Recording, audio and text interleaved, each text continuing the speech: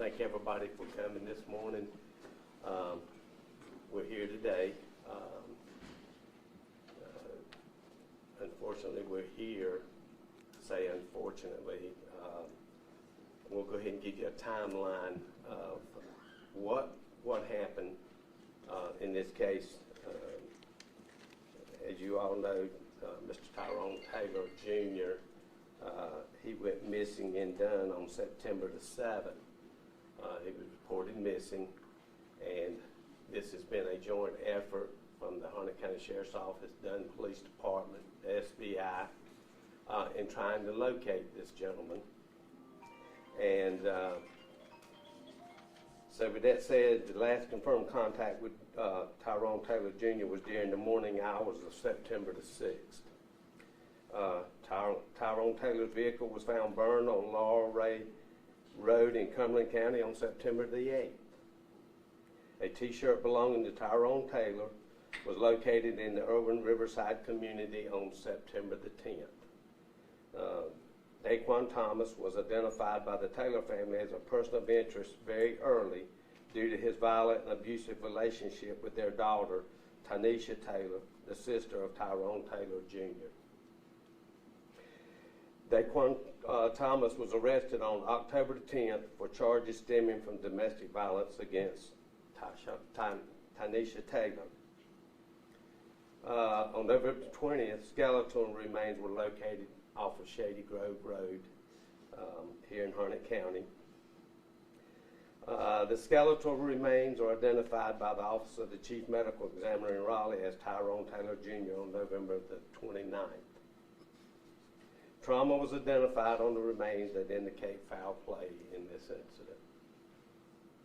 Investigation efforts by the Harnett County Sheriff's Office, Dunn Police Department, and the North Carolina State Bureau of Investigation identified Daquan Thomas as being involved with the disappearance of Tyrone Taylor Jr.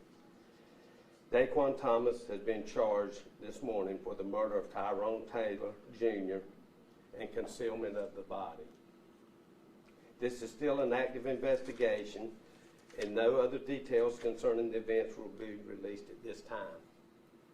What I want to say right now is this is the time of year when we should all be rejoicing, Thanksgiving and Christmas, and sharing these times with your family members and your loved ones.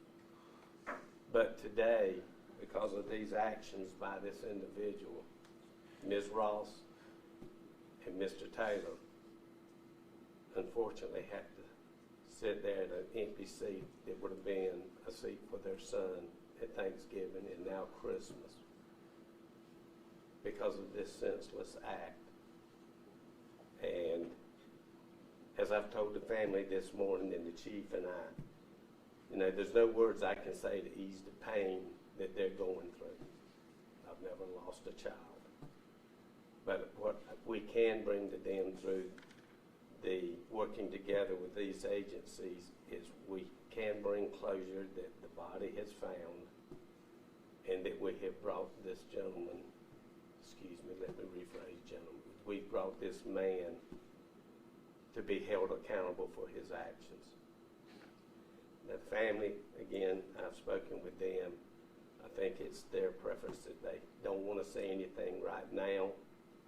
Afterwards, after we go off camera, they may or may not. If they choose not to, please respect that, because they are still grieving. But our thoughts and prayers go out to this family and their loved ones. Again, I want to thank Chief Jackson and her fellow officers over there that helped work with us once we saw that it came out of the city and into the county. They still helped and were along with us. They've been working with the family as well, keeping them informed. And this investigation is still ongoing. And we will be keeping in touch with the family as well. We'll keep the news media up to date as much as we can put out there. So at this time, has anybody got any questions? We'll try to answer what we can at this time. Sir, are you able to speak any more on the relationship between Thomas and Mr. Taylor? What I know is that he was dating their daughter. and that was the domestic violence, and that's what we arrested him for and had him in custody at the time.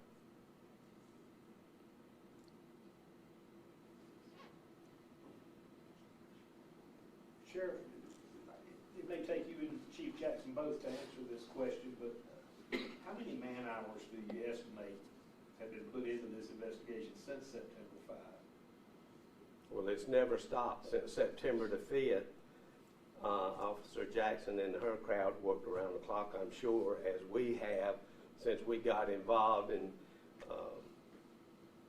I couldn't give you the amount of man-hours, but it was every day since September the 5th, on her part as well as ours. We're looking, what, November the 30th? Yes. So that tells you it was just not put down for one person to handle this. I think we had 3 and 4 and 5 working on it from the sheriff's office, and how many did y'all have? We had at least 4 or 5 ourselves, and also emergency management. There's other agencies that also step in to help that we would like to thank as well. Because we did do a lot of, as the tips came in, we did a lot of walking in the woods along the river, and we especially want to thank all those volunteers that came out to help look and try to locate this for the family. Mr. Taylor's mom had originally said that they thought somebody was involved, that he wouldn't have just gone off on his own. Was there anything that made you think about the suspect in the disappearance of Mr. Taylor? Chief, since it started with you, anything? I believe the information we received was from the sheriff's office about the domestic violence incident that had occurred previously, and that kind of put the relationship there between Tyrone Taylor II and the suspect. That's kind of how we made a connection that could possibly be the connection with the case. And did Tyrone confront the suspect about the domestic violence? That's something we're not able to answer at this time. Sheriff or Chief, did the medical examiner give you preliminary what they think is the cause of death? I know you said that it was not natural causes, but did... No, they did not, because the deterioration of the body, they are still working on that at this time. So it may be a little while before we get the results of it because of the condition of the body at the time it was found.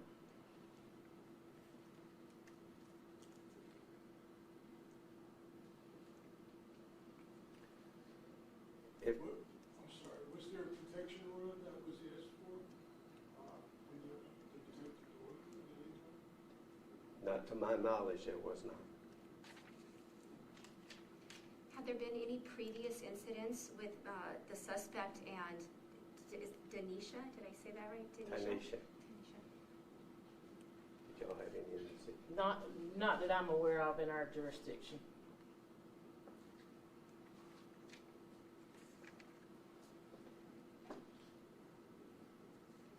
All right, if there's no other questions, again, y'all good? Okay. That will conclude this, and please respect the privacy of the family. Thank you so much for coming.